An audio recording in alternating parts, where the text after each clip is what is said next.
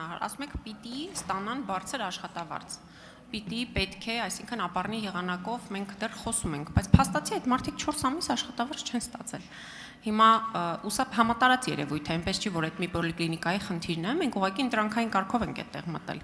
Եվ այդ պետք է վերածվի իրականում գործողության, ու ես ուզում եմ հասկանալ, բայց հաշվարկները ոնց է կարել, որ այս բժիշկների վրա չի տարածվել։ Երկրորդ, այդ վարակաբանների հետ կապված կար նաև ուրիշ խնդիր, որ նախարարը իր հարցազրույցում ասել է, որ պետք է ընդհանրապես իրենք վերապրոֆիլավորվեն եւ դառնան ընտանեկան բժիշկներ, արդյոք այս ծրագիրը դուք առաջ եք տանելու, որովհետեւ սա իր հերթին բերելու է լրացուցիչ խնդիրներ տուբերկուլեզոյի եւ մյուս վարակիչ հիվանդությունների կանխարգելման գործընթացում։ Եվ երրորդ, խնդրում եմ չշրջանցել հարցերը, ձեր բոլոր հատկացումները բյուջետային եւ ձեր բոլոր պատկերացումները վերաբերվում են այս տարվա առաջին կեսին։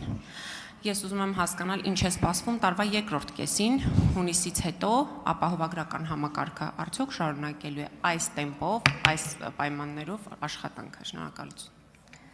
Շնորհակալություն Տիկին Թովմասյան, իմ համար ճիշտն ասած շատ տարօրինակ է, թե դուք ոնց եք հաջողացրել մտնել այնպիսի երկու սենյակ ընտրանքային եղանակով, որտեղ որ աշխատավարձերի նվազեցում է գրանցվել։ Ես զարմացած եմ, որովհետև մենք էլ ենք բազմաթիվ սենյակներ մտնում եւ բոլոր սենյակներում, բացի պոլիկլինիկաներում 1-2 մասնագիտական կաբինետից, որոնց մասին կարող եմ խոսել,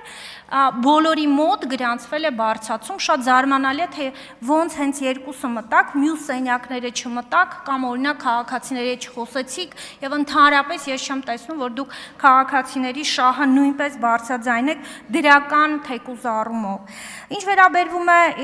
մետոդոլոգիային, կարող եք ծանոթանալ իրավական ակտերով հաստատված է թե հաշվարկները ինչպես են արվել, վերապատրաստումները, արձինատուրաները միշտ էլ բաց են ու բոլոր բուժաշխատողները, ովքեր կցանկանան նպատակային արձինատուրայի